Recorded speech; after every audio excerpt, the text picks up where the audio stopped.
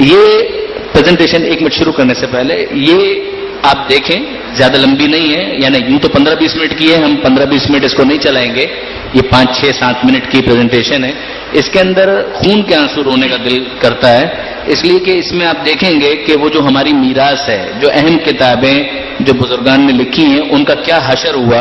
और कुछ किताबें तो ये बंदे खुदा इन्हें जज़ाए खैर दे और इनकी तौफीकात में इजाफा फरमाए कि जब ये रिट्रीव करने और हासिल करने गए हैं तो उस वक्त दरिया में फेंकने के लिए बिल्कुल तैयार, पैक करके रखी गई थी कि इसको दरिया के हवाले करना है। हजारों किताबें इस शख्सियत ने बचाई हैं और उनको महफूज करने का काम कर रहे हैं हजारों। और कुछ इसके अंदर आपको उसकी झलकियां नजर आएगी कि कौम किस हद तक बेहिस हो चुकी है।